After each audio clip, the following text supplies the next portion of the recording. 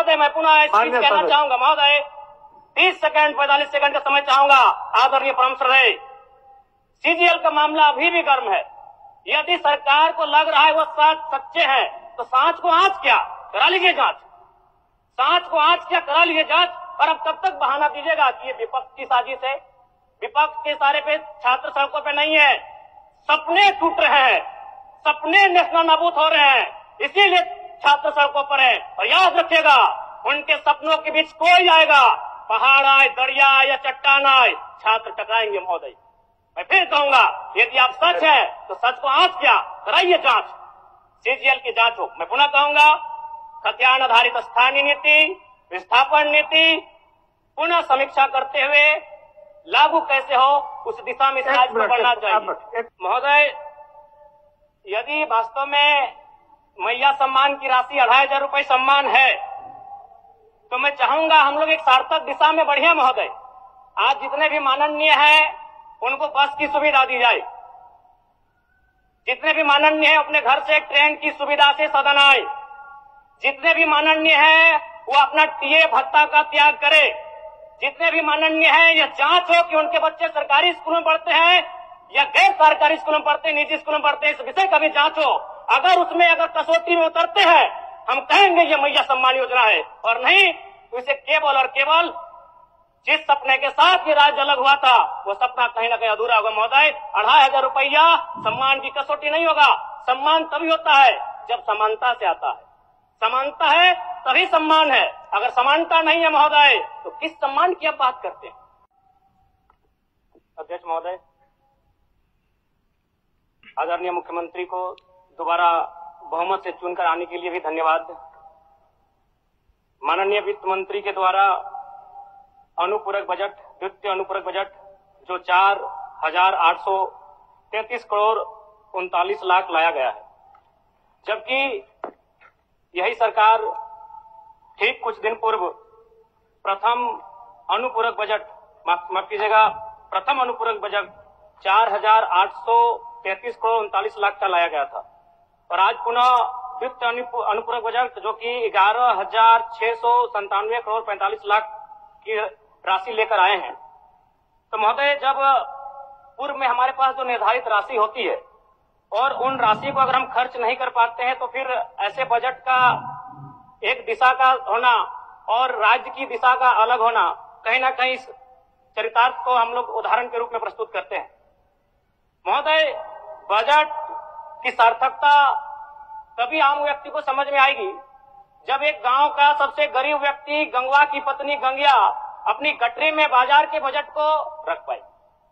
आज तमाम माननीयों ने, हमने भी सोचा था कि पक्ष की तरफ से विषय को रखा जाएगा, विपक्ष वाले तर्क को प्रस्तुत करेंगे और इसी बीच में एक नया नवेला युवा सीखने का कार्य करूंगा। लेकिन मैक्सिमम समय इन्होंने दिशाहीन मुद्दों पे रखा। तो मैं, चूंकि मैया सम्मान योजना मूल बिंदु रही, केंद्र बिंदु रही, किसी ने उसे सम्मान कहा, नारियों का सम्मान कहा, महिलाओं का सम्मान कहा, हम लोग भी महिलाओं के सम्मान के पक्षधर हैं। हमारे एक भाई कह रहे थे कि 2500 रुपए की राशि जब एक स्कूल कॉलेज में पढ़ने वाली बहन को दिया जाएगा तो उससे वो स्कूल कॉलेज कागज, कॉपी, कलम की सामग्री लेगी। मैं कहना चाहूंगा अगर आप उसे स्कूल कॉलेज जाने से पहले अगर 2500 रुपए देंगे तो उसे आप निकम्मा और आलसी बनाएंगे। यदि आपको उस राशि को देना है तो उसके स्कूल कॉलेज जाने के बाद दीजिए, स्कॉलरशिप के रूप में दीजिए। मैं आज पुनः कहूंगा, क्योंकि आप सत्ता पक्ष में हैं, आप संभवतः अपने इस विषय को बचाएंगे, आप अपना पक्ष रखेंगे कि आपने मैया सम्मान योजना एक महान कार्य किया है।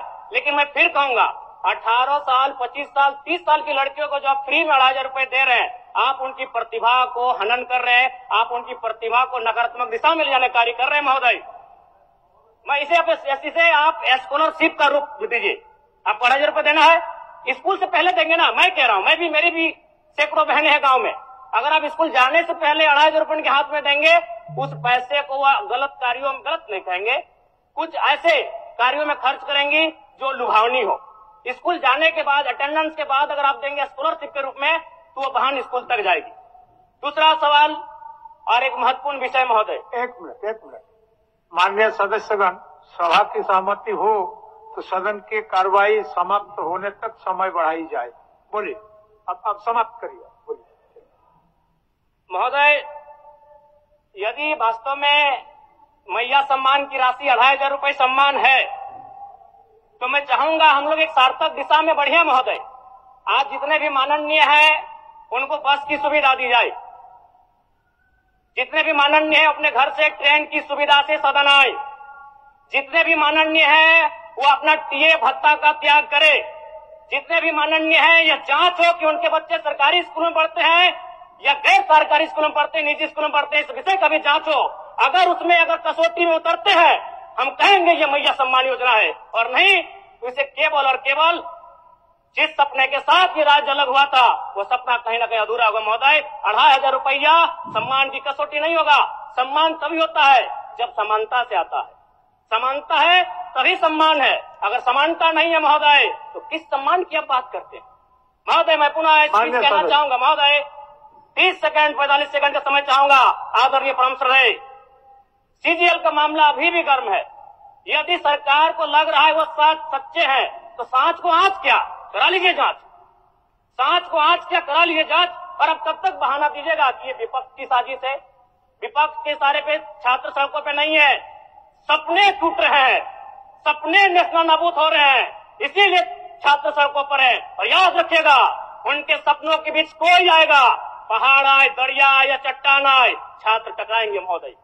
मैं फिर कहूंगा, यदि आप सच है तो सच को आंच क्या कराइए जांच, सीजीएल की जांच हो। मैं पुनः कहूंगा, खतियान आधारित स्थानीय नीति, विस्थापन नीति पुनः समीक्षा करते हुए लागू कैसे हो उस दिशा में राज्य को बढ़ना चाहिए।